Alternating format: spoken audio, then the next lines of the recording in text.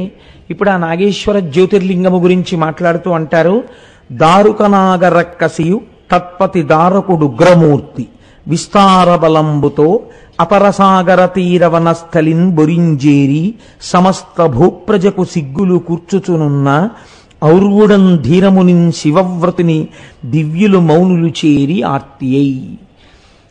దారుకుడు దారుకి వాళ్ళిద్దరూ రాక్షస దంపతులు. వాళ్ళు ఏదో శివ శివ, రుద్ర రుద్రాణి, భవ భవాని లాగా వాళ్ళ పేర్లు కూడా అంత అందంగా కలిశాయి. అందుకని దారుకుడు దారుకి వాళ్ళిద్దరూ రాక్షస దంపతులు. వాళ్ళకు బోలెడంత సంతానం. వాళ్ళు కలిసి ఒక సముద్ర తీరానికి చేరారు. చేరి వాళ్ళ పని ఏమిటి అంటే, ఆకలేసినప్పుడు తింటే రాక్షసత్వం అనరు. వాళ్ళ తత్వం ఎలా ఉంటుందో తెలుసా అంటే, రాక్షస తత్వము అని పేరు ఏమిటంటే, ఒకవేళ ఎవడైనా వెళ్ళి నే చచ్చిపోతానన్నాడు అనుకోండి, వాడిని సావనివ్వరు వాళ్ళు.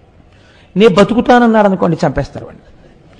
అంటే అవతలవాడి మనస్సుకి ఏది ఖేదము కల్పిస్తుందో అది చేసేవాడే రాక్షసుడు.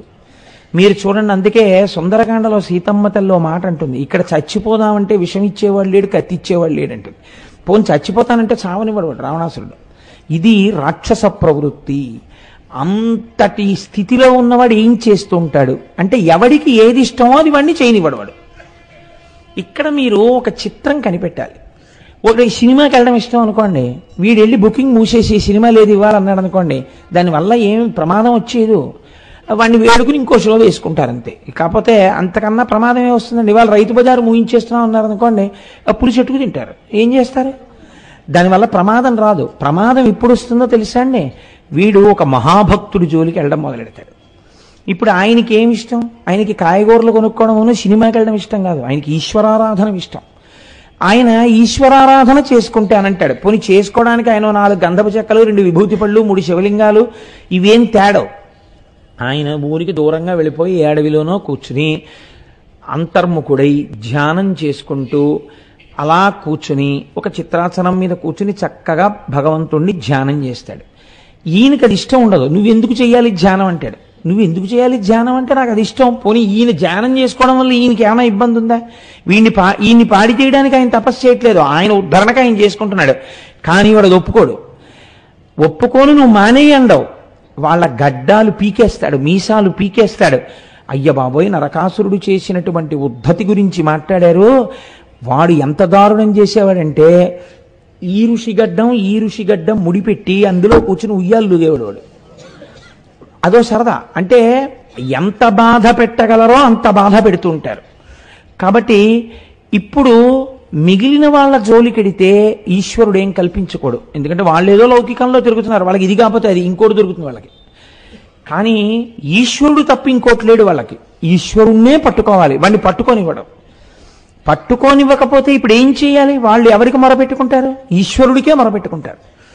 ప్రమాదం ఇప్పుడు వస్తుంది వాళ్ళకి. అప్పటి వరకు రాక్షసులకు ప్రమాదము రాదు. మీరు చూడండి, ఏ పురాణం చూసినా భగవంతుని జోలి కన్నా భగవద్భక్తుల జోలికి వెళ్ళినప్పుడే రాక్షసులు ఇబ్బంది పడతారు. కాబట్టి ఇప్పుడు ఈ దారుకుడు దారుకి చాలా మందిని హింసించారు, చాలా మందిని తినేశారు, ఏమవ్వలేదు. కానీ వాళ్ళు ఒకానొకప్పుడు అందరు ప్రజలని బాధ పెడుతూ భగవద్భక్తుల జోలికి కూడా వెళ్ళారు. వెడితే వాళ్ళు ఔర్వుడనేటటువంటి ఒక మహర్షి యొక్క పాదములను పట్టుకొని శరణాగతి చేశారు. ఆయన గొప్ప తపశ్శక్తి కలిగినటువంటి వాడు ఔర్వుడు. మీరే భగవన్. మీరు చూడండి, పౌరాణిక సాహిత్యమునందు ఒక చిత్రం ఉంటుంది. పెద్దల్ని సంబోధన చేసేటప్పుడు, పెద్దలనగా మహర్షులను సంబోధన చేసేటప్పుడు భగవన్ అని పిలుస్తారు. రామచంద్రమూర్తి విశ్వామిత్రుడిని హే భగవన్ అని పిలిచేవాడు. సాక్షాత్ భగవంతుడిగానే భావన చేస్తారు. భగవంతుడి పాదములు పట్టుకోవడానికి, పరమభాగవతోత్తముడి పాదములు పట్టుకోవడానికి అభేదంగా చూస్తారు. పైగా ఈశ్వరుడు అన్నాడు ఒక మాట, సమస్త క్షేత్రముల యొక్క తీర్థముల యొక్క సారం ఎక్కడుంటుందో తెలుసా? పరమభాగవతోత్తముల పాద ధూళి యందు ఉంటుంది. వాళ్ళకి నమస్కరించినప్పుడు ఆ పాదధూళి తల మీద పడితే వాడు భూమండలంలో ఉన్న క్షేత్రాలన్నీ దర్శనం చేసిన ఫలితం వేస్తున్నాను అన్నాడు. కనుక ఇప్పుడు వాళ్ళు ఔర్వ మహర్షి దగ్గరికి వెళ్ళారు. వాళ్ళకి ధర్మ సూక్ష్మం తెలుసు కాబట్టి. ఎందుకు వెళ్ళాలి ఔర్వుడి దగ్గరికి? ఏం భగవంతుడికి మొరపెట్టచ్చుగా? మొరపెట్టే అవకాశం వాళ్ళు ఇవ్వరు. మొరపెట్టడానికి ఎక్కడో నించోవాలి కదండి. వీళ్ళందరూ కలిసి మీటింగ్ పెట్టుకున్నారని తెలియగానే వాళ్ళు వచ్చేస్తారు. అందులో వాళ్ళని తినేస్తారు, చిత కొట్టేస్తారు. కాబట్టి ఇప్పుడు వాళ్ళు ఔరుడి దగ్గరికి వెళ్ళి ఆయన పాదములు పట్టుకుని ఆయనకి చెప్పుకున్నారు. అంటే వాళ్ళు కనీసం అందరూ కూర్చుని భగవంతుడికి తమ కష్టాన్ని నివేదించుకునేటటువంటి అవకాశం కూడా ఇవ్వనంత రాక్షసత్వం ప్రబలిపోయింది దారుకుల యందు. వాళ్ళు వెళ్ళి ఔరుగుడితో చెప్పారు, వలతివి నీవు రక్కసుల పాల్పడనీక జనంబునేలా నీ వలన భయంబు బాపికొన వచ్చితిమిందరమన్ననాతడున్ కలులగు దానవాధములు కల్మషమారసి దైత్యులీ ధరాతలమును బాసి వీరుకడ తాము చెరింతురుగాక వికరన్. వాళ్ళు వాళ్ళ ఉద్ధతిని మార్చుకుని మంచిగా జీవితం గడిపారా సరే, వాళ్ళ ప్రవృత్తిని మార్చుకోలేమనుకున్నప్పుడు వాళ్ళు భూమండలం మీద ఎక్కడా ఉండకూడదు. భూమండలం మీద ఎక్కడైనా రాక్షస ప్రవృత్తి కలిగినటువంటి వాడు కానీ ఉన్నాడా ఉత్తర క్షణం వాడు మరణిస్తాడు. ఇదే నా శాపం అన్నాడు. పూర్వం ఋషుల యొక్క తపశ్శక్తి అలా ఉండేదండి. ఎంతమంది చచ్చిపోవాలి అంటే ఆయనకు అనవసరం, ఆయన తపశ్శక్తి అంతే. చేతిలోకి నీళ్లు తీసుకుని సంకల్పం చేసి విడిచిపెట్టేశాడంటే ఇంకా దాన్ని వెనక్కి తీయడం ఎవరి తరం కాదు. ఈశ్వరుడు కూడా ఒక్కొక్కచో బ్రాహ్మణ వాక్కుని వెనక్కి తీయలేక ఔదల దాల్చవలసి వచ్చింది. మీరు చూశారు కదా, చంద్రుడికి దక్షుడు శాపం ఇస్తే ఆ శాపాన్ని తీయలేదు. నీకు క్షయ వచ్చినా ఇబ్బంది లేకుండా నీకు కళలు తగ్గుతాయి, కళలు పెరుగుతాయి, నా శిరస్సు మీద పెట్టుకుంటానన్నాడు అంతే శివుడు. కాబట్టి తపశ్శక్తి కలిగినటువంటి వాడి యొక్క వాక్కు చాలు బ్రహ్మాస్త్రమై కూర్చుంటుంది. కనుక ఇప్పుడు ఆయన ఏమన్నాడు అంటే, మిమ్మల్ని ఇంత బాధ పెడుతున్నారు కనుక, ఆయనకేదో కోపం, వాళ్ళ మీద పక్షపాతం, వాళ్ళ మీద కోపం లేవు, నిష్కారణంగా బాధ పెడుతున్నారు కనుక, మీ పని మిమ్మల్ని చేసుకోనివ్వట్లేదు కనుక. అంటే మీరు ఒక్కటి గమనించండి, పూర్వం వాళ్ళు ఇంత కష్టపడి చేసుకున్న తపస్సు దేని కొరకు వినియోగించేవారు అంటే లోక సంరక్షణార్థం వినియోగించారు వాళ్ళు. కాబట్టి ఇప్పుడు ఆయన శాపవాక్యాన్ని విడిచిపెట్టాడు. భూమండలం మీద ఎక్కడైనా రాక్షసులు కాని నివసిస్తే వాళ్ళు మరణిస్తారు. అయితే ఒక్క భేదం ఉంటుందండి. నేను ఇత పూర్వం ఒకసారి స్పృశించాను ఈ విషయాన్ని ఈ ప్రసంగాల్లోనే. ఇతర యుగాల్లో రాక్షసులు ఆకృతి చేత తెలియబడ్డారు. ఎప్పుడైనా వాళ్ళు కామరూపులై రూపాన్ని మార్చుకుంటే తెలియదు తప్ప, లేకపోతే మాత్రం వాళ్ళు తెలిసిపోతారు. మనుష్య రూపాల కన్నా రాక్షస రూపాలు భిన్నంగా ఉంటాయి. కానీ కలియుగంలో వచ్చినటువంటి పెద్ద ప్రమాదం ఏమిటంటే, రాక్షసులందరూ చిత్తవృత్తులై లోపలికి వెళ్ళిపోతారు. అందరూ ఒక్కలాగే ఉంటారు. మీకు ఎవడు రాక్షసుడో ఎవడు మనుష్యుడో మీరు భేదాన్ని పసిగట్టలేరు. చిత్తవృత్తుల చేత లోపలుంటాయి. వాడు అదును చూసి కాటు వేస్తాడు. అప్పటి వరకు వాడు పరమసాత్వికుల్లా ఉంటాడు. దంభము చేత మీరు పసిగట్టలేరు. ఎవడు మంచివాడో ఎవడు చెడ్డవాడో మీరు పసిగట్టలేని స్థితి. కలియుగంలో ఈ అధికారం వాళ్ళకి ఇవ్వబట్టే వాళ్ళు ఒక్కొక్కచో చేయరాని పనులు చేయగలిగినంతగా కొన్ని పవిత్ర ప్రదేశములలోకి కూడా ప్రవేశించగలుగుతారు. ఇది కలియుగంలో ఉండేటటువంటి లక్షణం. కాబట్టి ఇప్పుడు ఏమైంది అంటే, బాహ్యంలో రాక్షసులు తెలుస్తారు ఆ యుగంలో. కాబట్టి రాక్షసులు భూమి మీద ఉండకూడదు అన్నాడు. ఇప్పుడు చిత్తవృత్తులతో సంబంధం లేదు. ఇదే కలియుగం అయితే అందరూ పడిపోతారు, ఎవరో ఒకరో ఇద్దరో మిగులుతారు. కాబట్టి ఏమైంది, ఈ రాక్షసులందరికీ ప్రమాదం వచ్చింది. ఈ వార్త తెలిసింది రాక్షసులకి. ఒరే అసలు మనం అందరం భూమండలం మీద ఉండకూడదు సార్. ఇప్పుడు ఎలా మొదటికి మోసం వచ్చింది అంటారు చూసారా, అది జరిగింది. వాళ్ళకి ఏమిటి ఉండాలి, వాళ్ళకి పోన్లేరా ఇక్కడ కాకపోతే ఇంకో చోటుకు పోయి ముక్కు మూసు కూర్చుంటాం అనుకోవడానికి వాళ్ళు అలా ఉండరు. వాళ్ళ జీవితం దేంతో ఉంది, ఇంకోన్ని బాధ పెట్టడంతో ఉంది. వాళ్ళకి బాధ పెట్టడానికి ఎవరు ఉండాలి, వాళ్ళకి రాక్షసులు ఉంటే బాధ ఎలా పెడతారు? మనుష్యులు దొరకాలి వాళ్ళకి, బాగా ఏడిచే వాళ్ళు ఉండాలి, నిత్యం ఆర్తనాదాలు వినపడుతుండాలి వాళ్ళకి. అప్పుడు వాళ్ళు సంతోషంగా పడుకుంటారు. కాబట్టి ఇప్పుడు మనకి మన బతుకులు ఎలా పెడతాయిరా అని వాళ్ళు బెంగెట్టుకున్నారు. బెంగ పెట్టుకుని ఆలోచన చేస్తుంటే దారుకి ఒక మాట చెప్పింది. కడలి కుక్షియందు కాపురంబుండి ఈ పరిజనులను మనము ప్రక్కలందు తిరుగుతరణి జనుల చెరపట్టి వారల ధనము చూరకొంద మనవరతము. నాకు పార్వతీదేవి గురించి నేను ఎప్పుడో ఒకసారి తపస్సు చేశాను. తపస్సు చేస్తే శాంభవి నాకు ప్రత్యక్షమైంది. దారుకి తపస్సు చేసింది, ఆవిడ ప్రత్యక్షమైంది. ఆవిడ్ని ఈవిడ చిత్రమైన వరం అడిగింది. ఎందుకు అడిగిందో తెలియదు.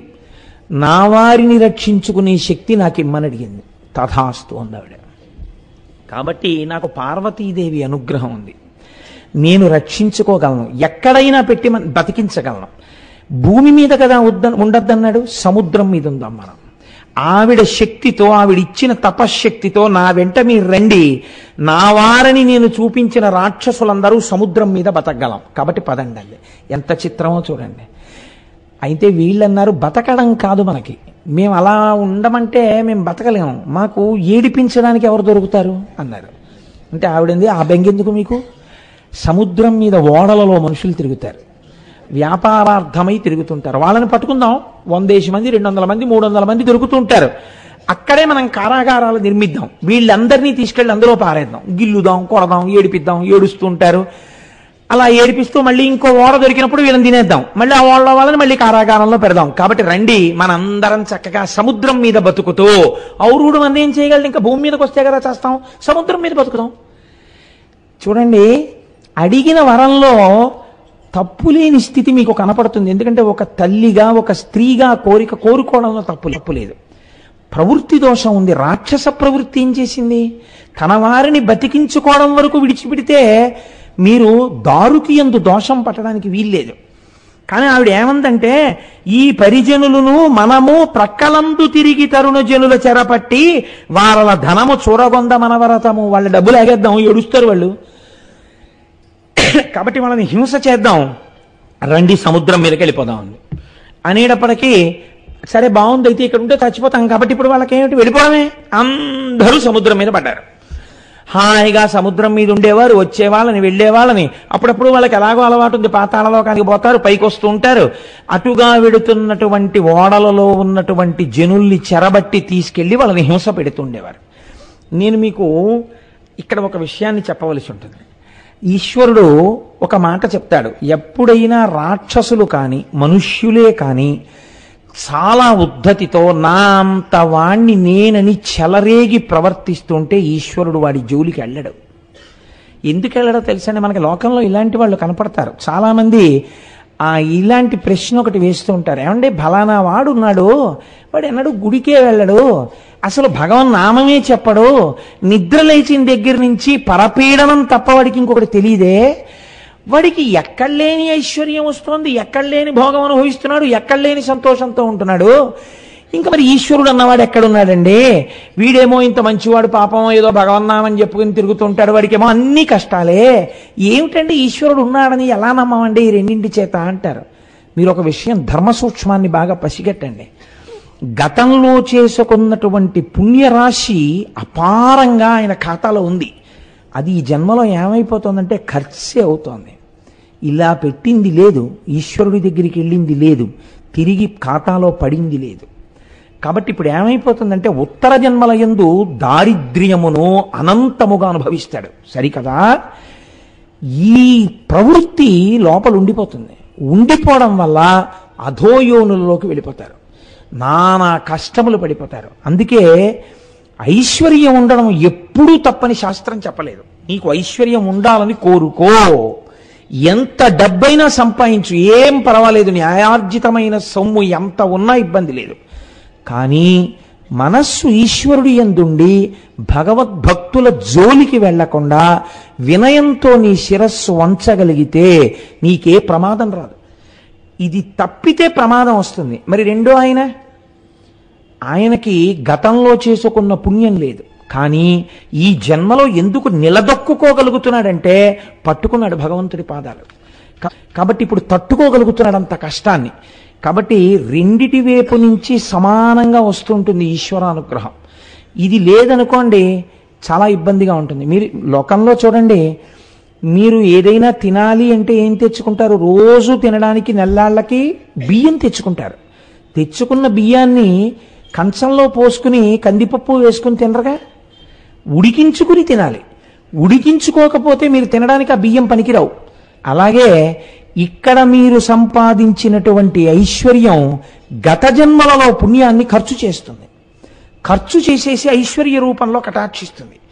ఇప్పుడు ఇది మీ పూర్వపుణ్యం అయిపోతుంది, రోజు రోజుకి బ్యాంకులో విత్డ్రాయల్ ఫామ్ ఇచ్చినట్టే తరిగిపోతుంటుంది. ఈ జన్మలో అంటే ఈ భార్య ఉంది, పిల్లలు ఉన్నారు, వచ్చే జన్మలో నీకు భార్య పిల్లలు ఉంటారు. జీవుడు అదే జీవుడు కదండి, వీళ్ళు ఇక్కడ శరీరాలతో ఉంటారు, మరి తను మళ్ళీ కొత్త భార్య కొత్త పిల్లలు సిద్ధం. వాళ్ళని ఏం పెట్టి పోషిస్తావు? వాళ్ళు నిన్ను సంతోషంగా నువ్వు చూస్తున్నావనడానికి నువ్వేం చేస్తావు? అప్పుడు నువ్వు చేసుకున్న పుణ్యం నిన్ను కాపాడాలి. కాబట్టి నువ్వు మార్చుకోవలసి ఉంటుంది. ఇక్కడ ద్రవ్యాన్నే ఊర్ధ్వలోకములలో సుఖపడడానికి వీలైనటువంటి ధనంగా మారుస్తారు. దీన్నే ద్రవ్యమును కాయిక సేవను మానసిక సేవను పుణ్యముగా మార్చుట. ఇప్పుడు ఏం చేశాడు? తనకున్న ద్రవ్యంలో వచ్చి నోర్మయ్యి మీకు ఇచ్చేది మీకు ఇచ్చాను అంటాడు. ఓ 1000 రూపాయలు పట్టుకెళ్ళి అన్నదానం చేస్తాడు. అన్నదానం చేస్తే ఏమైంది? మళ్ళీ ఉత్తర జన్మలలో తన భార్యాబిడ్డలకు అన్నం పెట్టుకోవడానికి అవకాశం వచ్చింది. ఇది కూడా పాత్ర తిరిగి దానము. మళ్ళీ ఇదో చిత్రం అండి. మీరు ఏదో అన్నం పెడదామని శుభ్రంగా ఇంట్లో వండుకు తినగలిగినటువంటి వాళ్ళని ఓ 10 మందిని పిలిచి భోజనం పెట్టారు అనుకోండి. ఉత్తినే ఓ అవిపోసం లేదు, ఏమీ లేదు, ఏదో పెట్టారు, వాళ్ళు తిన్నారు. కొంత ఫలితం వేస్తారు, కాదనరు. ఎందుకంటే క్షుత్ ఆకలి తీరింది కాబట్టి ఫలితమే. ఆకలితో అలమటించిపోతున్నాడు ఒకడు, వాడికి అన్నం పెట్టారు, ఫలితాన్ని ద్విగుణీకృతం చేస్తారు, పెంచేస్తారు. ఆయన అసలు ఆకలేసినా ఒకరిని అడగడు, అటువంటి వాడు. ఒక సాధు పురుషుడు మహానుభావుడు, ఆయనకి పెట్టారు. మీరు 1,000,000 మందికి అన్నం పెట్టిన ఫలితాన్ని మీ ఖాతాలో వేస్తారు. పాత్రతని బట్టి దానశక్తి మారిపోతుంది. అందుకే క్షేత్రములకు వెళ్ళినప్పుడు తప్పకుండా అన్నదాన నిమిత్తం కొన్ని ప్రముఖమైన సంస్థల్లో ద్రవ్యాన్ని ఇచ్చి రావడం అనేటటువంటి అలవాటు మన వాళ్ళకి ఏర్పడింది సనాతన ధర్మంలో. ఇది మిమ్మల్ని రక్ష చేస్తుంది. పైగా మీరు కట్టి వెళ్ళిపోయారు, ఇంకొక జీవుడి రూపంలోకి వెళ్ళిపోయారు. వెళ్ళిపోయినా ఇక్కడ కట్టినటువంటి డబ్బు మీద వచ్చేటటువంటి వడ్డీతో అన్నం పెట్టారు. ఈ ఖాతా ఇక్కడే పడుతూ ఉంటుంది. పడి ఏం చేస్తారు మీరు చూడండి. వీళ్ళ తాతగారు ఎవరో తెలుసా అండి? ఫలానా ఆయన అంటే చిన్న బుచ్చుకుని అంటారు పెద్దలు. ఏమయ్యా మీ తాత ఎటువంటి వారో తెలుసా? మహానుభావుడయ్యా, లోకపూజితుడు. ఏమయ్యా ఇలా తయారయ్యాయి మీ కుటుంబాలు, ఏమిటి మీ ఇల్లు అని అడుగుతారు. అంటే ఏమైపోయింది? ఉపాసన మధ్యపతనం అయిపోయింది. ఒక్కొక్కచో పాడవుతుంది. అలా కారణమేమి? ఎవరి జోలికో భగవంతుని యొక్క భక్తుల జోలికి వెళ్ళడం ప్రమాదం. మీరు జ్యోతిర్లింగం కథని వినడానికి కోటేశ్వరరావు ప్రవచనం ఎందుకండి? మీరు పుస్తకం పట్టుకుంటే hardly it is 1.5 pages story, that's all. మీరు 1.5 పేజీల కథాసారాంశాన్ని మీరు చదువుకోలేని వారు కాదు. దాన్ని మీరు చదువుకోవచ్చు కాదు. దానిలో ఉండేటటువంటి ధర్మ సూక్ష్మాన్ని జీవితంలో పసిగట్టి దారి తెలుసుకుని ఆ వెలుతురు వైపుకి అడుగులు వేయడానికి అది జ్యోతిర్లింగమైంది. నువ్వు ఆ పొరపాటు చెయ్యకుండా వెలుతురు వైపుకి నీ అడుగులు వేయి అని చెప్పడానికి జ్యోతిర్లింగం వచ్చింది. అందుకే మనకి ఒక మాట చెప్తారు పెద్దలు, కొందరి ఎందు దోషమెంచకు. మీరు చూడండి, మనకి ఇది నేర్పడం కోసమే పురాణాలు ఒకటి చెప్తాయి. వశిష్ఠుడు ఎలా పుట్టాడు అని మీరు అడిగారు అనుకోండి, ఆయన ఏదో కలశ సంభవుడు, ఒక నీటి కలశంలోంచి పుట్టాడు అంటారు. లేకపోతే శుకమహర్షి ఎలా పుట్టారు అన్నారు అనుకోండి, వ్యాస మహర్షి ఒక చిలుకని చూస్తూ ఘృతాచియందు బుద్ధి ప్రేరణ జరిగితే వీర్యం స్ఖలనమై శుకుడు పుట్టాడు అంటారు. వెంటనే మీరు దాని మీద హేతువుని విచారణ చేశారనుకోండి, పెద్దలు అంటారు చెయ్యవచ్చు, కానీ అది పెద్దల యందు తెలుసుకునే రీతిలో తెలుసుకుంటే మీరు ఆశ్చర్యపోతారు. కానీ మీకు తెలుసుకోకుండా ఇవన్నీ కాకమ్మ కథలండి అన్నారు అనుకోండి, వెంటనే ఏం వేసేస్తారో తెలుసా అండి? అపారమైన పాపాన్ని తీసుకొచ్చి మీ ఖాతాలో వేస్తారు. మహాత్ముల జననమును విచారించకు, నిషిద్ధం పెట్టారు. అందుకే వాళ్ళ పుట్టుక సంగతి నీకెందుకు, వాళ్ళు ఏం చెప్పారో నువ్వు ఆచరించు. మన వాళ్ళు అందుకే పెద్దల జోలికి వెళ్లకుండా చట్టం కట్టేశారు. తెలియక పెడతాడేమో, వెళ్ళాడో ఇబ్బంది వచ్చేస్తుంది. ఇప్పుడు చూడండి ఎక్కడొచ్చిందో ఇబ్బంది. అక్కడుండి వాళ్ళని వీళ్ళని పట్టుకుని ఏదో ఇబ్బందులు పెడితే ఇబ్బంది రాలేదు. ఆ ఓడలో వెళ్ళిపోతున్న వాళ్ళు సుప్రియుడనబడేటటువంటి ఒక వైశ్యుడున్నాడు. భక్తికి కులంతో సంబంధం లేదండి. నాయనార్లలో ఎంతమందో బ్రాహ్మణేతరులు.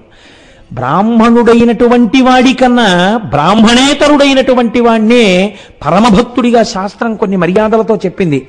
మీరు నన్ను క్షమిస్తే ఒక మాట చెప్తాను, సంధ్యావందనము చేయనటువంటి బ్రాహ్మణుడి కన్నా భగవద్భక్తి ఉండి దూరం నుంచే ఒక బ్రాహ్మణుణ్ణి చూస్తే చాలు నమస్కరించేటటువంటి ఒక బ్రాహ్మణేతరుడు భగవంతుని దృష్టిలో 1,000,000 రెట్లు అధికుడు అని చెప్పింది శాస్త్రం. దానికేం అలాంటి తేడాలు ఉండవు. నీ విహిత కర్మాచరణమే నీకు లేదు, నీకెందుకు ఇవ్వాలి గౌరవం? నీకెందుకు నమస్కారం చేయాలి? ఏది నీ విహిత కర్మాచరణం నీకు?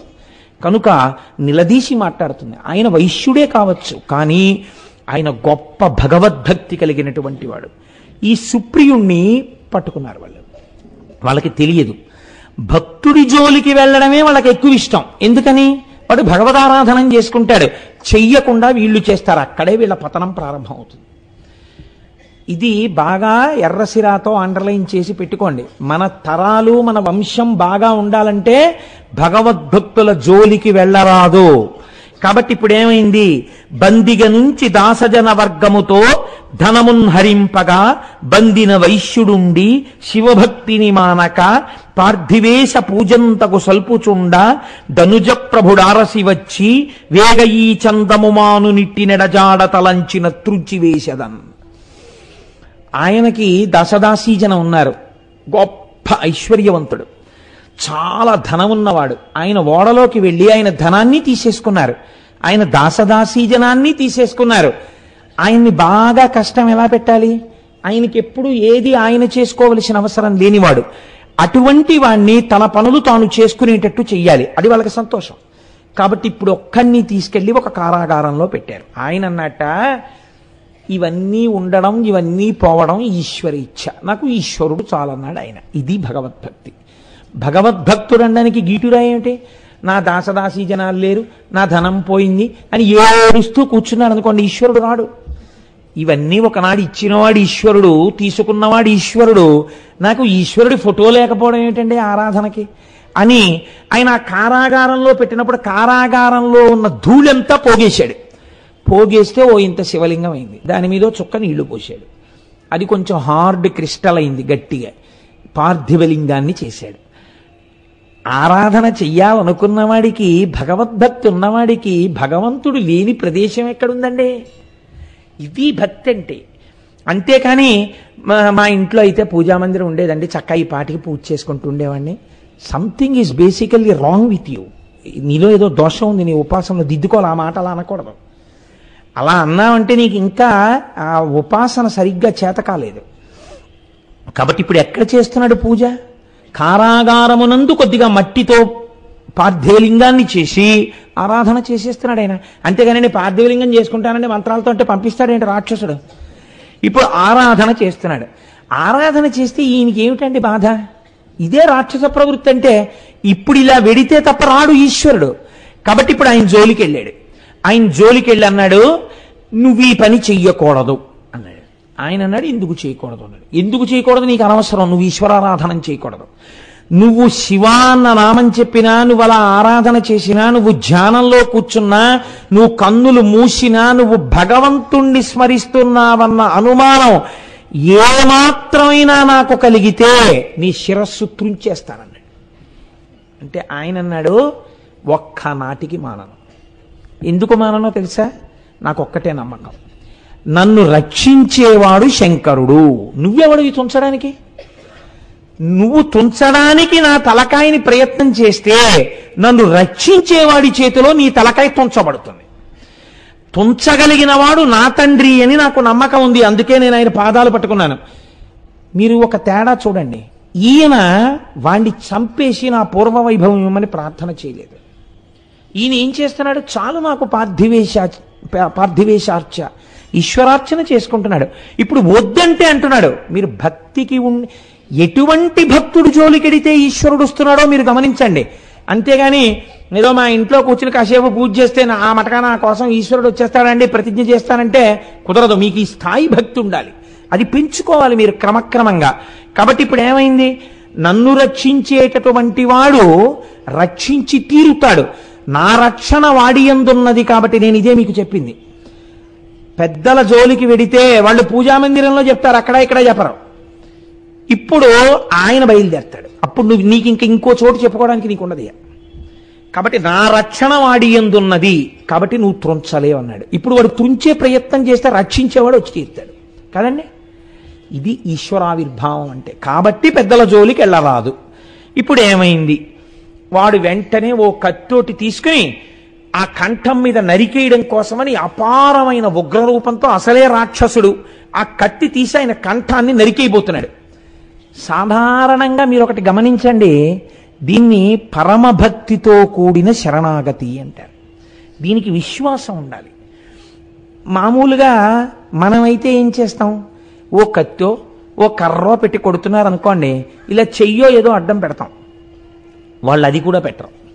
వాళ్ళు ఏం చేస్తారంటే నేను అడ్డు పెట్టుకుంటే నన్ను నేను రక్షించుకున్నట్టు, నేను పెట్టుకోవడం ఎందుకు, అది ఈశ్వరుడు చూసుకుంటాడంటారు. ఇలాంటి వాళ్ళకి తగిలిన దెబ్బలు ఈశ్వరుడు వీపు మీద పడ్డాయి తెలుసా అండి. కొన్ని కొన్ని సమయాల్లో తెలియక భక్తులు కొట్టారు. ఒక్కొక్కసారి కొడితే దెబ్బలు ఈశ్వరుడి పేరు వీపు మీద పడ్డాయి. పురంధరదాస్ గారు శిష్యుడిని పిలిచి కొడితే ఇంకా పెట్టవేరా వేడి నీళ్లు స్నానానికని కొడితే ఆ ఏడుస్తున్నాడు, పాపం వేడి నీళ్లు పెట్టట్లేదని బెంగపెట్టుకుంటున్నాడని సాక్షాత్తు పాండురంగడు వేడి నీళ్లు పట్టుకుని వచ్చాడు. వేడి నీళ్లు పట్టుకుని వస్తే ఇంత ఆలస్యమా, సుప్రభాతం అయిపోతుంది, ఎక్కడ తిరుగుతున్నారు అప్పన్న అని చెప్పి జుత్తు పట్టుకుని వంచి వీపు మీద కొట్టాడు. ఆయన కొట్టేసి వేడి నీళ్లు స్నానం చేసి పాండురంగడి గుళ్ళోకి వెళ్ళారు. వెళ్ళేటప్పటికే పాండురంగడి వీపు వాచిపోయి ఉంది. అభిషేకానికి బట్టలు తీస్తే వీపు వాచిపోయి ఉంటే, అయ్యయ్యో ఇదేమిటి స్వామి, ఈ చేతి తట్టి ఏమిటి, ఈ వాపు ఏమిటి, ఎవరు కొట్టారు నిన్నని అడిగారు. ఇవి యథార్థములండి. ఎలా కొట్టారని అడిగితే పాండురంగడు మాట్లాడాడు, పురంధరదాస్ కొట్టేశాడన్నారు. అన్నన్నా నేనెప్పుడు కొట్టానని అడిగిన. కొట్టకపోవడం ఏమిటి, సుప్రభాతానికి వేళ అయిపోతుందని నువ్వు బెంగెట్టుకుంటుంటే వేడి నీళ్ళు ఎట్టుకొచ్చాను మీ సేవకుడు ఎక్కడికో పెడితే, ఇంత ఆలస్యం అని కొట్టే వీపు మీద, వీపు వాచిపోయింది అన్నాడు. అయ్యయ్యో అప్పుడు ఏడిచాడు ఆయన పురంధరదాస్ గారు. కాబట్టి భక్తులకి అంత లొంగుతాడు, భక్తుల జోలికి వెళ్ళిన వాళ్ళకి అంత రుద్రరూపం అవుతాడు. ఇదే మహిమ్నా స్తోత్రంలో పుష్పదంతుడు అంటాడు, నమో నిధిష్టాయ ప్రియదవదవిష్టాయ చ నమో, నమ క్షోధిష్టాయ స్మరహర మహిష్టాయ చ నమో, నమో వర్షిష్టాయ త్రనయన అవిష్టాయ చ నమో, నమ సర్వస్మైతే తదిగమితి శర్వాయ నమః. బాగా దూరంగా ఉండేవాడు ఆయనే, బాగా దగ్గరగా ఉండేవాడు ఆయనే, కాలంలో ముందు పుట్టిన వృద్ధుడు ఆయనే, అందరికన్నా యవ్వనంలో ఉండేవాడు ఆయనే. కాబట్టి ఆయన యందు నువ్వు ఈ ఒక గుణమును ఆరోపించి చెప్పడం కుదరదు. కాబట్టి ఇప్పుడు ఆ సుప్రియుడి మీదకి కత్తెత్తితే ఆయన తనని తాను రక్షించుకునే ప్రయత్నం చేయడు. మీకు ఇలాంటి భక్తులు కనపడతారు. ప్రహ్లాదుడు తన్ను నిశాచరుల్ పొడవ దైత్య కుమారుడు మాటి మాటి కోపన్నగశాయి, ఓ ధనుజభంజన, ఓ సర్వాపన్న శరణ్య, ఓ అఖిల పావన యంచు నుతించు కానితా కన్నుల నీరుతాడు భయకంప సమేతుడు కాడు భూవర. శూలం పెట్టి పొడుస్తుంటే చెయ్యి కూడా అడ్డం పెట్ల. అయినా సరే వీడు ఎలా చచ్చిపోతాడు రా అని బెంగెట్టుకున్నాడు హిరణ్యకశిపుడు చావలా పొడిస్తే. ఇది ఈశ్వరుణ్ణి కదిపేస్తుంది అటువంటి భక్తితో కూడిన శరణాగతి. కాబట్టి ఇప్పుడు ఆ సుప్రియుడు ఏం చేశాడు, ఆయన కత్తి తీసి నరకబోతుంటే, రక్షింపుము శంకరనను రక్షింపుము సకలలోక రక్షాదక్ష, రక్షింపుము శివ దుష్టులచే క్షయమునంద నీక సేవకుని కృపన్. ఈశ్వర నేను నీ సేవకుడను, రక్షింపుము శంకర, రక్షింపుము సకలలోక రక్షాదక్ష. నన్ను రక్షించడం నీకు పెద్ద లెక్క, సకల లోకములను రక్షింపగలిగినటువంటి సమర్థుడవైన ఓ శంకర, రక్షింపుము శివ నన్ను రక్షించు. దుష్టులచే క్షయమునందనీక, నీకు విరోధభావము కలిగి నీ యందు విరోధభావము కలిగినటువంటి ఈ రాక్షసుడి చేత నేను నిహతుడను కాకుండా నన్ను కాపాడు అని శరణాగతి చేసి 2 చేతులతో ఆయనకి నమస్కారం చేశాడు. చేసేసరికి ఈయన ఆరాధన చేస్తున్నటువంటి ఆ పార్థివలింగంలోంచి ఒక్కసారి పరమశివుడు ఆవిర్భవించాడు. రుద్రరూపంతో ఆవిర్భవించడం, త్రిశూలం పెట్టి దారుకుణ్ణి ఒక్క దెబ్బ కొట్టడం, వాడు పారిపోవడం, ఆయన యొక్క ఉగ్రమైన దృష్టికి కొన్ని వందల మంది చుట్టుపక్కల రాక్షసులు బూది కుప్పలై పడిపోవడం ఏకకాలమనందు జరిగిపోయి. చిత్రం ఏమిటంటే ఆ వచ్చినటువంటి పరమశివుని యొక్క అర్ధభాగమునందు పార్వతీదేవి ఉంది. ఆవిడంది టక్కని చేపట్టుకుని ఆగండి ఆగండి ఆగండి ఆగండి, ఏమిటా ఉద్ధతి, ఏమిటి అలా కాల్చేస్తున్నారు, నా వారిని రక్షించుకునే శక్తి నాకిమ్మని ఆ దారుకి అడిగింది, నేను వరం ఇచ్చాను. ఇప్పుడు మీరు ఇలా కాల్చేస్తే నా వరం ఏమవ్వాలి? ఎంత చిత్రంగా ఉంటుందో చూడండి. అమ్మ ఇటు భక్తుణ్ణి రక్షించారుగా, ఆవిడ నాకు భక్తురాలైంది, ఆవిడ నన్ను శరణు వేడింది, తపస్సు చేసింది, నేను వరం ఇచ్చాను. ఇప్పుడు మీ రక్షణ వలన నా వరము వమ్మైపోతే అప్పుడు నేనేమవ్వాలి? నేను మీరు ఒకటే, మన ఇద్దరమని లేంగా, మన ఇద్దరి మనస్సు ఒకటేగా. అయినప్పుడు మీరు అలా ఎలా సంహరిస్తారు? కాబట్టి సంహరించడానికి వీల్లేదు, ఇంకిక్కడతో ఆపేయండి రాక్షస సంహారం, ఇంకా చెయ్యొద్దండి. అంటే వేకటి నుండి ఉన్నది వివేక నిధాన. చూసారా దారుకి ఎలా ఏడుస్తోందో? నేను ఇక్కడ ఉండగా అలా చంపేస్తారా మీరు? నిషాటి దీనిపై బోడకసేయుయాగ్రహము పూనుమనుగ్రహ భావమున్ చిరంబీక శిశుత్వమందునను హెచ్చుక కొల్చి వరంబులుందే నా శ్రీకలనం తదాత్మజులు సింధుతటిన్ వసీంతృగవుతన్. అది చాలా చిన్నపిల్లగా ఉన్నప్పుడు నా గురించి తపస్సు చేసి నన్ను అడిగింది, నేను వరం ఇచ్చాను. ఆ కారణం చేత అది దాని బిడ్డలు మరణించడం నేను అంగీకరించను. మీరు నా మీద ప్రేమతో ఆమె యందు అనుగ్రహ భావాన్ని ప్రదర్శించండి. మీరు ఉత్తర క్షణం మీ కోపాన్ని తగ్గించేసేయండి. శివా రుద్రస్య భేషజీ. శివుడు వెంటనే శంకరుడైపోయాడు. శంకరుడైపోయి ఒక నవ్వు నవ్వి అన్నాడు, చాలా బాగుంది పార్వతి, నువ్వు చెప్పింది నిజమే. ఆవిడికి నువ్వు వరం ఇచ్చావు, ఆ వరం నిలబెట్టవలసిందే. కానీ వాళ్ళు రాక్షసులు.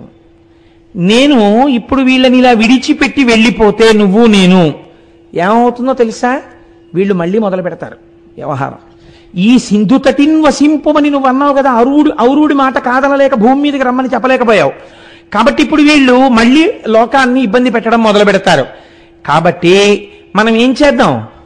తల్లి తండ్రి అక్కడే కూర్చున్నట్టు ఎదురుగుండా మొహం బాగా పరిచయమై పాత నేరస్తుణ్ణి చూడగానే పసిగట్టగలిగినటువంటి పోలీసు ఉన్న చోటికి వెళ్లి జేబు దొంగతనం చెయ్యలేనట్టు వీళ్ళు మళ్లీ ప్రజల్ని ఇబ్బంది పెట్టకుండా ఉండడం కోసం నేను ఇక్కడే కూర్చుంటాను జ్యోతిర్లింగ రూపంలో.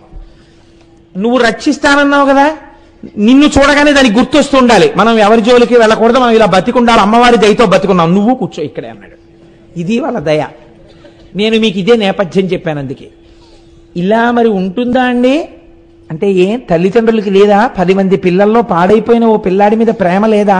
అలా జగత పితరవు వందే పార్వతీ పరమేశ్వరం వాళ్ళకుంటే వాళ్ళ విశాల హృదయాన్ని మీరు ఎందుకు తక్కువ చేసి అర్థం చేసుకుంటున్నారు? ఏమి విశాల హృదయం అని మీరు ముచ్చట పడిపోవద్దు. కాబట్టి ఇప్పుడు శంకరుడు అన్నాడు, రాణిలో నీ మనంబరసి రక్కసె నొక్కతే గాటు నిపుడు పుబోని తదీయ నందనుల పొల్పుగ నిందు వసింత్రు నేన నిద్రానతలింగ రూపమున తప్పక ఇందునయందు మానవత్రాణము కోరి నీవటులే రానదరలివ్వగా ఉండుమిచ్చటం. ఈవిడ పిల్లల్ని నేను ఏ బాధ పెట్టకుండా వాళ్ళు పెరిగేటట్టు సంతోషంగా ఉండేటట్టు ఈ సింధుతటిన్ వారు ఉండేటట్టు నేను అనుగ్రహిస్తాను. వీళ్ళు ఎవరి జోలికి వెళ్లకుండా నేను జ్యోతిర్లింగమై ఇక్కడే ఉంటాను. నా భక్తులైన వాళ్ళు వచ్చి ఇక్కడ నమస్కరిస్తుంటే వాళ్ళు చేష్టలుడికి ఏమీ చేయలేక వాళ్ళు అలా చూసి వెళ్ళిపోవాలంతే. జోలికి రావడానికి వీల్లేదు. నేను ఇక్కడ కాపలా కూర్చుంటా జ్యోతిర్లింగంగా. వాళ్ళకి గుర్తుండడానికి, నీ వలన బతుకుతున్నామని గుర్తుండడానికి నువ్వు కూడా కూర్చో అన్నాడు. అంటే అమ్మవారంది, మీరు ఇంత గొప్ప పూజలు అందుకున్నారు కనుక, అంటే నా మాట పాటించి చంపకుండా పిల్లలనక పెద్దలనక, తప్పు మార్గంలో ఉన్న పిల్లలనక మంచి మార్గంలో ఉన్న పిల్లలనక అందరినీ పిల్లలుగా ఏకకాలమునందు, తప్పు మార్గంలో ఉన్న పిల్లలు అలా చూస్తూ అమ్మో స్వామి మనం నమస్కరించకపోతే మళ్ళీ లేచాడంటే ఇబ్బంది అని చెప్పి నమస్కరించేటట్టుగా పూజలు అందుకుంటున్నారు. సరే, మీ భక్తులైన వాళ్ళు ఎలాగో వచ్చి నమస్కారం చేస్తున్నారు. ఈశ్వర, ఇంత విచిత్రమైన రూపం కాబట్టి మీరు ఏ పేరుతో పిలుస్తున్నారు? అంది. నాగనాథుడన్న పేరుతో పిలుస్తున్నానన్నాడు. నువ్వే పేరుతో పిలుస్తావో తెలుసా? ఈశ్వరి నాగేశ్వరి అని పేరుతో విలువు అన్నాడు. కాబట్టి ఇప్పుడు ఈశ్వరుడు నాగనాథుడయ్యాడు, ఈశ్వరి నాగేశ్వరి అయింది. అయి ఇద్దరూ ఆ తటమునందు జ్యోతిర్లింగమునందు వెలిశారు. ఎవరైనా వచ్చి దర్శనం చేస్తే, దర్శనం చేసినటువంటి వాళ్ళకి మళ్ళీ అదిగో అలా తప్పు మార్గంలో వెళ్లకుండా జన్మాంతరముల యందు కూడా మన ఇద్దరి పాదపద్మముల యందు చెక్కు చెదరని భక్తి ప్రపత్తులు వాళ్ళు కలిగి ఉండేటట్టుగా అనుగ్రహిస్తాను. అది లేకేగా వాళ్ళు అలా పాడయ్యారు. అలా పాడవకుండా అనుగ్రహిస్తాను. ఇది నా శపథమని స్వామి నాగనాథుడిగా ఆ తీరమునందు వెలిసి ఉన్నాడు. కాబట్టి మనం నాగనాథ క్షేత్రాన్ని తప్పకుండా వెళ్ళాలి. వెళ్ళి మనుష్య జన్మ ఎత్తినవాడు దర్శనం చెయ్యాలి. చెయ్యడం వల్ల ఏమవుతుంది మీరు చూడండి. ఈ శరీరము దేని వలన వస్తుంది అంటే, ఈ శరీరమును ఇచ్చేటప్పుడు ఈశ్వరుడికి ఏం ప్రమేయం ఉండదు. ఆయన తన యొక్క వివేచనని ప్రయోగించి మీకు శరీరమును ఇవ్వరు. దేన్ని బట్టిస్తారో తెలుసా అండి? మీరు చేసేటటువంటి పాపపుణ్యాల్ని, గొప్ప నిశ్శబ్దంగా కూర్చుని లోపల రాస్తూనే ఉంటాడు. ఆయనే చిత్రగుప్తుడు. కంచిలో ఆయనకు ఒక గొప్ప గుడి ఉంది, బస్ స్టాండ్ పక్కనే.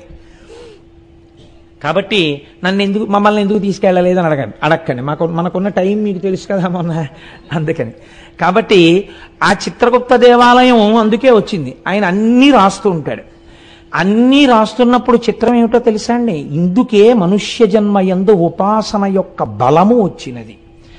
మీరు ప్రయత్నపూర్వకంగా ఒంట్లో ఓపికున్నప్పటి నుంచి భగవంతుని యొక్క పాదముల వైపుకి మనస్సు తిప్పటాన్ని అలవాటు చెయ్యలేదనుకోండి, ఒక కష్టం వచ్చింది, ఈశ్వర నువ్వున్నావు, నువ్వు రక్షిస్తావు అని ఈశ్వరుడికి చెప్పుకోవడం అలవాటు అవ్వలేదు. ఒక సుఖం వచ్చింది, ఈశ్వర ఇది నీ అనుగ్రహము, ఈ సుఖం వచ్చింది అని చెప్పడం మీకు అలవాటు కాలేదు. మీకు ఎప్పుడూ భగవంతుడితోటి నిరంతర సంబంధం ఏర్పడలేదు. ఇలా ఏర్పడకపోతే ఏమవుతుందో తెలుసా అండి? మనస్సు మీరు చెప్పిన మాట వింటుంది. అది మీరు ప్రయత్నపూర్వకంగా ఆ భగవంతుని యొక్క స్వరూపాన్ని చూడు, చక్కగా అది చూడు, ఆ భాగవతం చూడు, ఆ రామాయణం చూడు, మీరు ఇది అలవాటు చేసేస్తూ వచ్చేస్తున్నారు అనుకోండి, కాలగతిలో శరీరం ఏమైపోతుందంటే జర్జరీభూతం అయిపోతుంది, ఇది ముడతలు పడిపోతుంది. ఒకనాడు ఇన్నాళ్ళు జీతం ఇచ్చి ఉద్యోగం చేయించుకున్న వాళ్ళు అంటారు, ఇంకా మీరు మాకు అవసరం లేదండి మేస్టారు, ఏదో నెలకింత భత్యం పంపిస్తుంటాం, మీరు ఇంటికి వెళ్ళిపోవచ్చు అని చెప్తారు. ఇంటికి వెళ్ళిపోయినప్పుడు ఏమవుతుందంటే వీడికి ఆలంబనం లేదు మనస్సులో. వీడు ఓపిక ఉన్నన్నాళ్ళు ఏం చేశాడంటే పనికిమాలిన వస్తువులన్నీ పట్టుకున్నాడు. పట్టుకోవడం వల్ల ఏమైపోతుంది, మీరు ఇంటికి వెళ్ళిపోయినా ఇప్పుడు ఇంట్లో వాళ్ళు అంటారు రిటైర్ అయిపోయారు కృష్ణారామ అనకూడదు అంటాడు. ఎలా అంటాడు పాపం వాడు? వాడికి ఏది ఆలంబనం? వాడికి రాదు ఆ మాట.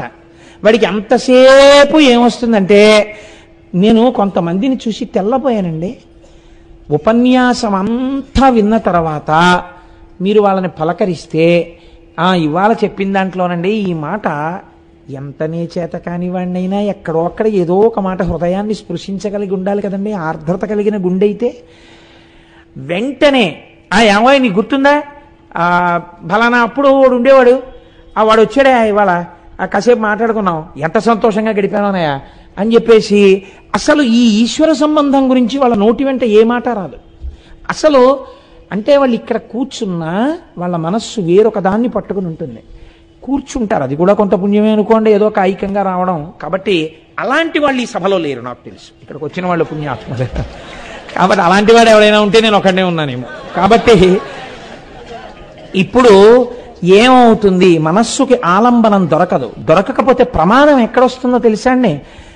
ది లాస్ట్ జడ్జిమెంట్ ఒకటి ఉంటుంది, ఆఖరి ఊపిరి వదిలిపెట్టేస్తుంటాడు. అది వదిలిపెట్టిన ఊపిరి అవ్వచ్చు, తీసిన ఊపిరి అవ్వచ్చు. ఆ తీసిన ఊపిరి మళ్ళీ వదలకపోవచ్చు, వదిలిన ఊపిరి తర్వాత ఇంకా తీయకపోవచ్చు. కాబట్టి మృత్యువు సన్నిహితంగా ఉంది. ఇప్పుడు వదిలిపెట్టేసే ముందు మనస్సు దేని మీద ఆధారపడుతుందో తెలుసా అండి? ఊపిరి మీద ఆధారపడుతుంది. ఊపిరి మీరు తీస్తే మనస్సు కదులుతుంది, ఊపిరి తీయకపోతే మనస్సు ఆగిపోతుంది. అందుకే ప్రాణాయామం చేస్తే మనస్సు నిశ్చలంగా ఉంటుంది. అందుకే పూజ చేసేటప్పుడు ప్రాణానాజంజ అని అంటే మనం ముక్కు పట్టుకుని వదిలేస్తాం. ముక్కు పట్టుకోమని కాదు, ప్రాణాయామం చేయమని. అనారోగ్యంతో ఉన్న వాళ్ళు కూడా లఘు ప్రాణాయామం చెయ్యాలి అని శాస్త్రం. కాబట్టి మీరు ప్రాణాయామం చేయగానే మనసు నిశ్చలంగా నిలబడుతుంది. అలాగా అప్పుడు నిలబడిన మనస్సుతో మీరు ఈశ్వరుణ్ణి ఆరాధించాలి. ఇప్పుడు ఏమవుతుంది, వీడికి పూర్వం అలవాటు లేదు, మనస్సు పట్టుకోలేదు. కానీ ఇప్పుడు ఇది ఆగిపోతోంది. ఊపిరి ఆగిపోతున్నప్పుడు ఆ మనస్సు అలా నిలబడిపోతుంది. నిలబడిపోయేటప్పుడు ఇది ఏం చేస్తుందంటే, బతికిన నాళ్లలో బాగా భావనా వ్యగ్రతతో దేన్ని పట్టుకున్నాడో, ఏది పట్టుకోవడానికి మనస్సు బాగా అలవాటు పడిందో దాన్ని ప్రొజెక్ట్ చేస్తుంది, దాన్ని చూపిస్తుంది. ఎందుకని? మీరు దానికి అలవాటు చేశారు. అది బాగా, అది మైనం ముద్ద, దాని మీద మీరు ఏ మూస పెడితే ఆ ముద్ర వేస్తుంది. ఇప్పుడు దాన్ని పైకి తీసుకొస్తుంది. ఒక ఉదాహరణకి నేను మీకు అంటే మార్కండేయ పురాణంలోంచి దీన్ని అనుసంధానం చేస్తున్నాను. ఐశ్వర్యం మీద భ్రాంతి ఉండిపోయింది ఒక ఆయనకి. ఇంత డబ్బుంది, ఇన్ని భూములున్నాయి, ఈ కాగితాలు అక్కడిట్టాను, ఈ బంగారం ఎక్కడిట్టాను, దీనికి తెలుసో తెలీదో, ఏమైపోతాయో, పిల్లలు పాడు చేస్తారో, బుర్ర నిండా డబ్బు గురించి ఆలోచిస్తూ ఆగిపోయింది. ఎందుకంటే దాని గురించి ఆలోచించాడు బతుకంతా. ఆగిపోతే ఈశ్వరుడు ప్రమేయం పెట్టుకోడండి. వెంటనే ఏం చేస్తాడంటే, కలలో డబ్బు గురించి కదా పెట్టుకున్నావు, ఈశ్వరుడు ఉద్ధరించడానికి ప్రయత్నిస్తాడు. ఆయన ఏం చేస్తాడంటే, బాగా చీకటిగా ఉన్న చోట భోషాణం కింద చేరి పడుకునే జన్మనిస్తాడు. ఓ ఒక కట్లపామో ఒక తేలో ఒక జిర్రో కింద వెళ్ళి అక్కడ పడుకుంటాడు. భోషాణం కదపరగా అక్కడ ఉంటాడు. ఎప్పుడో సంక్రాంతి వస్తోందని సున్నాలు వేయడానికో ఇప్పుడు అది కూడా చిత్రం ఏమిటో తెలుసా అండి, అది కదుపుతారు. కదిపితే ఈ తేలో ఏదో భోషాణం కదుపుతున్నప్పుడు ఎవడుంటాడండి, సేవకులకు అర్థం చెప్తారంటే కొడుకు నించుంటాడు అక్కడ. కదుపుతున్నప్పుడు కొడుకు అక్కడి నుంచి జాగ్రత్తగా తోయిండంటాడు, లోపల వాటి చప్పుడు అందరి చెవులా పడకుండా. కదుపుతుంటే ఈ తేలో ఏదో బయటకు వస్తుంది. కొడుకు ఏం చేస్తాడో తెలుసా అండి, గబగబా కర్ర తీసి ఆ తల మీద కొట్టి చంపుతాడు. తల ప్రాణం తోకకెళ్ళి చస్తుంది. అది చచ్చే ముందు ఏడుస్తుంది. దీని మీద భ్రాంతితో ఇక్కడ కూర్చున్నా, ఒంటి నిండా విషంగా మారింది ఈ ఆలోచన. వాడే కొట్టాడు నెత్తి మీద, చచ్చా. ఇప్పుడు మళ్ళీ ఇంకో దాని గురించి ఏడుస్తుంది, ఇంకో దాంట్లో పోతుంది.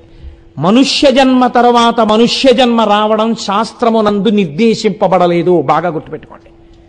మనుష్య జన్మ తర్వాత మీ ఉపాసనని బట్టి హీనోపాధులలోకి వెళ్ళిపోతారు, లేకపోతే పైకి ఎడతారు.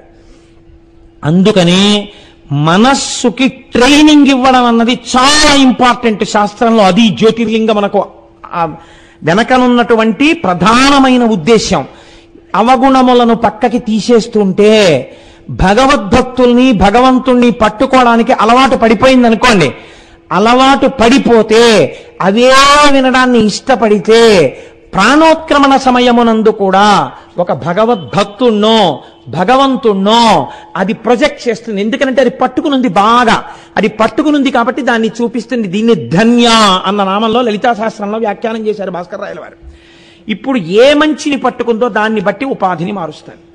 ఈశ్వరుణ్ణి నేను ఈ జన్మలో బాగా తెలుసుకోలేకపోయాను, ఒక్క భగవద్గీతకి ఉన్న వ్యాఖ్యానాలన్నీ చదువుకోలేకపోయాను, నాకు సంస్కృతం రాలేకపోయింది, మంచి గురువు దగ్గర కూర్చుని నేర్చుకుని ఉంటే అనుకుంటుండగా ఊపిరాగిపోయింది అనుకోండి, సమస్త శాస్త్రపారంగతుడైన ఒక బ్రాహ్మణుడి కడుపున జన్మించి గొప్ప ఉపాసనతో మోక్షం వైపు అడుగులేస్తాడు అని తీర్మానం చేసే శాస్త్రాలు. ప్రస్థానత్రయమైన భగవద్గీత కూడా అదే తీర్పు.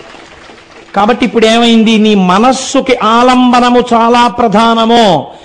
అది మీకు అందించడం, జ్యోతిర్లింగముల ఆవిర్భావము వెనక ఇవి ఉండడానికి కారణము అదే.